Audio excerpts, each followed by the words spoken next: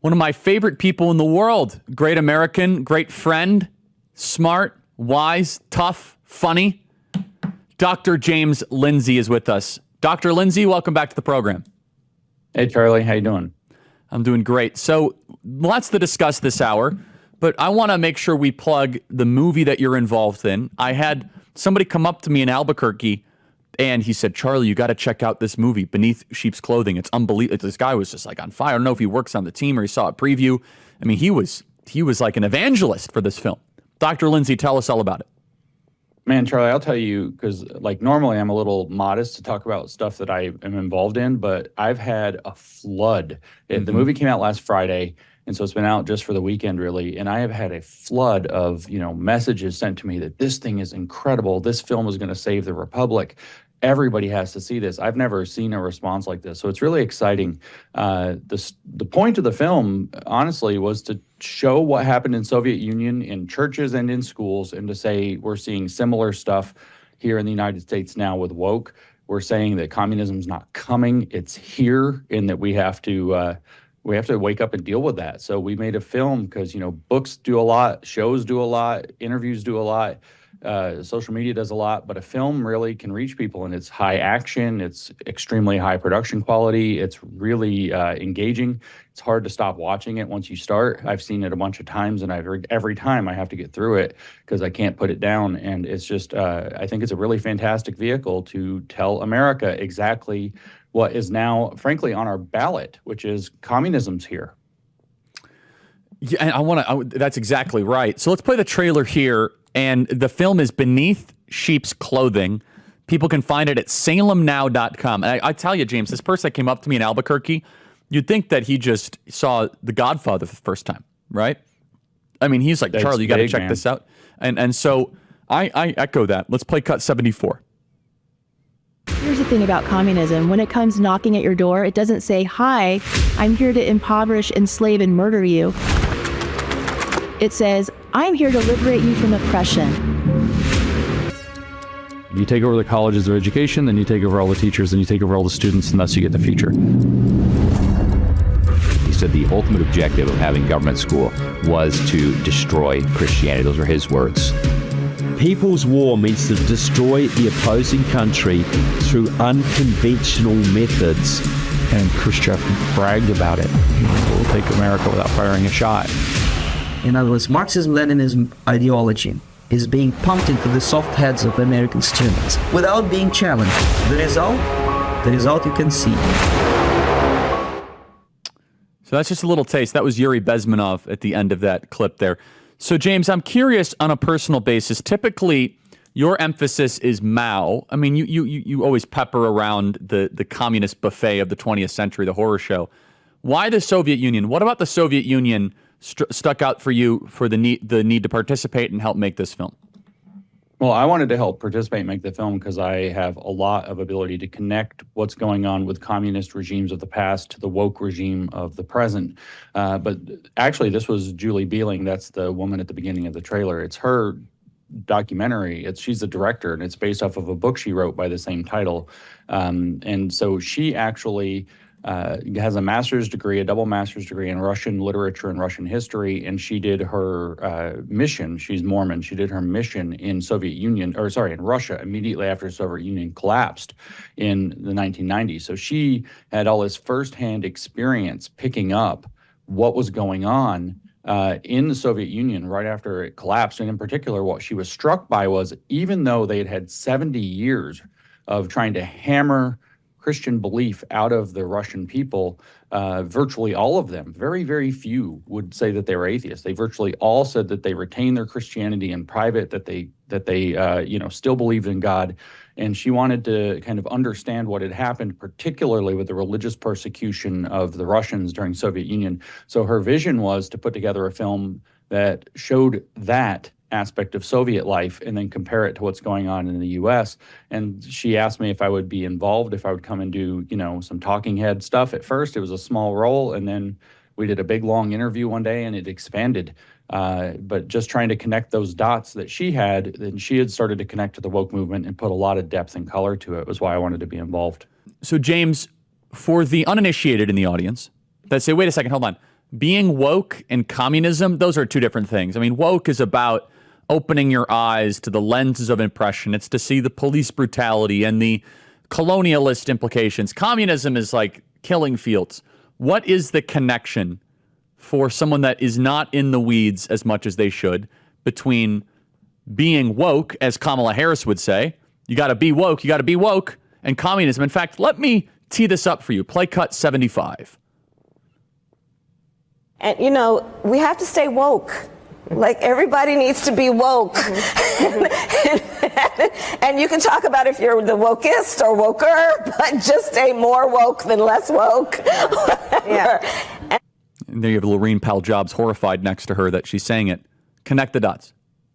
All right, so woke, that means woke up, right? It means awake. Well, what did you wake up to? Well, you woke up to that the world is made out of systems of oppression. In other words, it's an oppressor versus oppressed dynamic.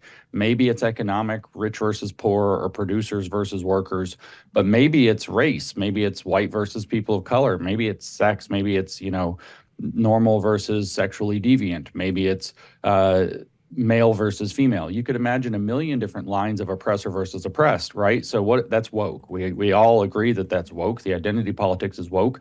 Well, let's just go back to the very first page of the Communist Manifesto, which was written by Karl Marx in 1848. What did he say?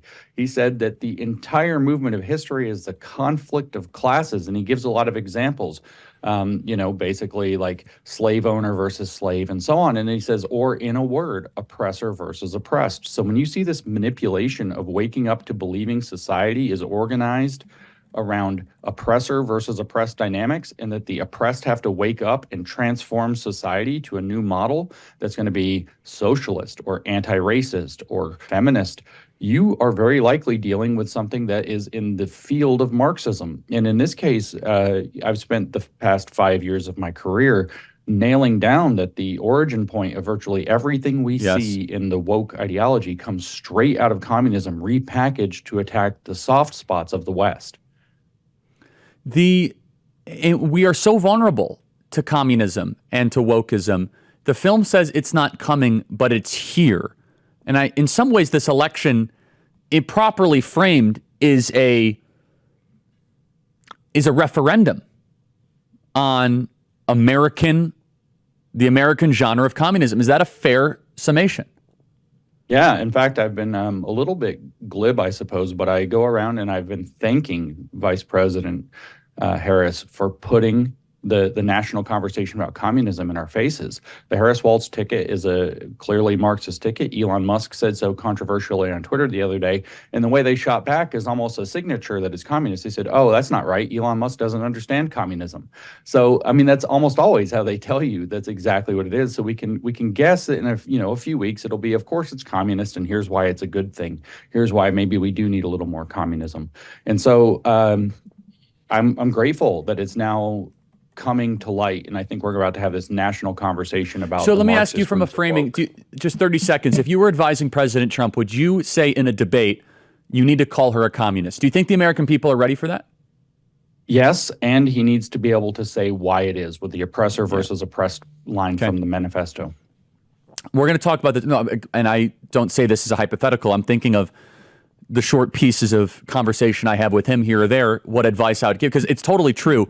My only concern, James, and you would know this better than I would traveling the country because you speak about communism, do some people just kind of repel when they hear you're just kind of a right-wing blowhard? I don't know. I think people are seeing things they've never seen before, but it doesn't really matter as much because it's true. She is a communist. That's right. Every time you hear her name, you should think Communist Harris. Communist Harris. Play cut 79. Giving resources based on equity, understanding that we fight for equality, but we also need to fight for equity, understanding not everyone starts out at the same place. So there's a big difference between equality and equity. Equality suggests often everybody should get the same thing. Well, that often assumes everybody started out in the same place, as opposed to equity, which is everyone should end up in the same place. And if you then understand not everybody started out in the same place, you understand some people need more. So we all end up in the same place. James Lindsay, what is going on here? we are watching Kamala Harris, Communist Harris, repeat a doctrine from the early 1920s of Soviet Union. I told you recently when we were together at the Believers Summit that I've been reading Lenin and Stalin for the kind of in depth for the first time, and it's sort of because of this this film that I kind of got involved in wanting to look into that. And it turns out that one of the second most important program, according to Stalin in 1923, the Soviet Union was to undergo, was what we would call DEI. I can't say anything in Russian, so I hope this comes through. I'm going to let my phone pronounce it in Russian to you, but so I don't know if that came makes through or perfect not, sense but to me.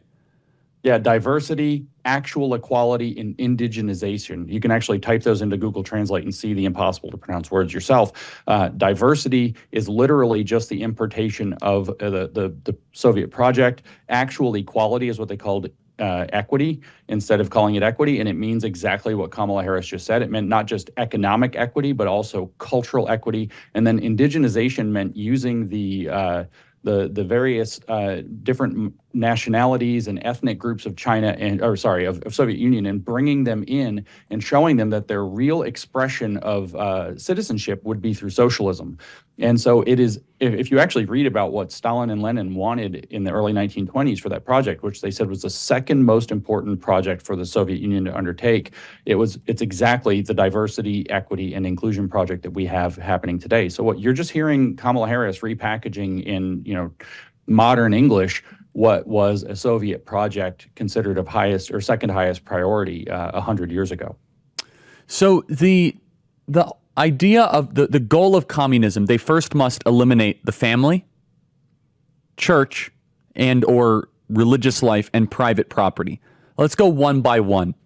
Which one? Let's start with the family.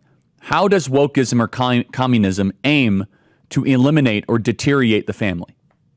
Well, let me clarify real quick first that the reason that they go after family, religion, and property so eagerly is because what they're actually after is your soul, which they seek to transform into being communist. And those are the things that protect it. So your family grounds you in who you are. And so they have to split you away like any other cult would do, split you away from your family so that you don't have your indigenous, if you will, to your family identity anymore. And they do that by feeding you doctrines that you are part of the new vanguard of history. Frankly, you're moving history forward, and your parents are polluted with old values. This was the Smash the Four Olds campaign in China's Cultural Revolution, for example. They did the same thing in Soviet Union. And what we have today is that you get your kids hopped up, especially on new visions of racial equality, not like the bad old racist days, and of get them hopped up on new visions of gender and sexual identities that their parents won't understand. And then you drive wedges. And like we talked about with the law in Minnesota, California, Washington, and lots of these other hard Democrat states, what we're actually seeing is that they're taking that now and flipping it around so that the state can intervene and actually remove the child from parental care if they don't affirm what they're being taught at school and being told their parents probably won't like, to drive even a deeper wedge. And a very low level, though, even Common Core math, which nobody in the world understands at all, made it so that parents couldn't do their homework with their kids. So that bonding of, mom or dad helping you with your math homework, because it's hard to learn math, that's gone. That's absolutely gone because the parents aren't allowed to use their methods. That's right. Yeah, the whole idea of Common Core is that there's a new math that your parents can't be involved in, so you must go to the state to understand the new math. So the church, you've done a lot of commentary on the church, James. I think you touch on this a little bit in the film, is that right? And yeah, a lot. Yeah, a lot. Good. So the state of the American church is that, you said this at our Believer Summit, they've been subverted. I know you mentioned this previously. What is the best way then to excommunicate woke communism from the church and from religion? You're right. And what the experiments of the Soviet Union and China taught communists is that especially even stronger in the Christian West, it doesn't work to try to smash people's religion out of them. The Soviet experiments couldn't do it. Even with the most brutal force, like in the Pitești prison in Romania, they couldn't force people out of their faith. It just doesn't work. And so instead, you have to subvert their beliefs. You have to set up a false church that teaches communist doctrine as though it's Christianity. And that means you have a subverted faith. It's teaching the faith the wrong way. We've seen a million examples of clips. I think there's one going viral again today of some lady doing this. And the fact of the matter is, or maybe it's a guy posing as a lady, I can't tell. Who knows these days? So what you have to do is you have to be discerning. You have to get very square in your theology, be very discerning, and it's up to pastors who are leading their churches to get very clear on what is required to be biblically grounded in their faith and biblically accurate in their faith. And then it's their responsibility to teach and shepherd their flocks exactly that way, and not to just, kind of have this anything goes Christianity where everything's about kind of a soft affirmation and everybody's, good doing you do you, whatever they want to do. This whole idea of like, who am I to judge, live and let live. So the current game in front of us is the question of how do you defeat communists in a domestic political sense? You have rules that you've developed for this, James. What are they, and what are the best ways to defeat an overwhelmingly powerful communist political operation? Well, I mean, the first rule is really simple, and it's actually biblical, which is, like I just said, you've got to get discerning. You've got to be able to start to pull apart this manipulated language so that you understand when they use words like democracy or inclusion, that they don't mean what you think. When they use words like transform or transformative, that your red flag goes up, so that you can start to clarify or demystify yourself from their misuses of language that they use to reorganize society without people realizing it. That's the first rule, is you have to become informed. And then after you get informed, you have to get involved. You have to get off of the couch. You have to figure out what your talents are, and you have to get started. But when Jesus in Matthew chapter 10 sends his disciples out, he doesn't send them out just to be discerning. He says that you also have to be gentle. We're up against a very scary beast of a machine. And we can see, for example, very clearly in the UK, which has flipped extraordinarily quickly into totalitarianism, that if you go out without remembering what gentleness looks like in your organizing and in your activities, that it's just going to be used as a pretext to stamp on you and take more power, which of course accelerates this dynamic of society spinning off the rails. Don't think for a second they don't want that to be here. So we've got to be clear, we've got to be active, and we've got to be smart and in fact gentle in how we go forward. Firm but gentle. We can't be pushed over, obviously. We can't tolerate the intolerable. What is the significance, and I got this from you, it's so simple, of showing, not telling when you're fighting a communist? Oh, yeah, that's so important. If I can sit here and tell you, and maybe many of your listeners are actually going through this right now. I've told you things, right? But if I don't show you, that's why I wanted to play the stupid Russian words through my phone that I can't pronounce. Because if I show you, like, look, here's where Stalin said, this is the second most important aspect of the party. Or if I tell you, Herbert Marcuse in the 1960s wrote that we're going to have a repressive tolerance or a liberating tolerance regime, which means that we're going to support the left wing and we're going to crush the right wing. You might not believe me, but if I show you that document and show it, like, there it is right there in print, and here's the significance of this person. Or if I show you the document called Politics of Education, which is a book by Paulo Freire, where he says that becoming woke means going through a literal rebirth and a personal Easter, he calls it. And then he has a whole paragraph saying, in fact, the Easter of commemorative rhetoric, in other words, the Christian Easter is dead, he says, with no hope of resurrection. You have to die and be reborn to walk with the oppressed. And then in the forward, it says literally that the point of this is to build the kingdom of God here on earth in solidarity with the oppressed. When I show you that's what the actual document says and tell you the significance of that, it changes everything. When you see the drag queen in front of children rather than hearing that maybe it happened, you see the horror on the child's face. Then you can actually understand what's going on. The quote from the queer theorist that says that the goal is to lead children into an emotional crisis and structure that environment around them to resolve it productively. His name's Kevin Kumashiro. The paper's called Against Repetition. You can go see it with your own eyes for yourself. When you see it, it's it's actually believable. But until you see it, you think nobody could possibly say or believe that. You must be unburdened by what has been. What is it, James? How do you say it?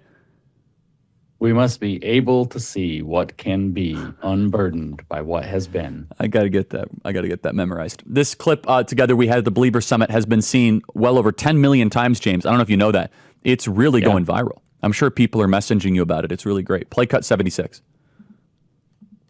Vice President Harris will say repeatedly, what is the quote? The quote is that we can see what can be unburdened by what has been. I can imagine what can be and be unburdened by what has been. You know? What can be unburdened by what has been. What can be unburdened by what has been. Is that word salad or Marxism? It's Marxism. That is, in fact, not at all word salad. It's a Marxist incantation, as a matter of fact. It's like a spell. So you can see the possibility of a world that's unburdened from its own history, which is exactly what Mao Zedong did when he launched the campaign of Smash the Four Olds, the four old characteristics of Chinese society. They were going to make a new China that was going to be unburdened by what had been in the past of China.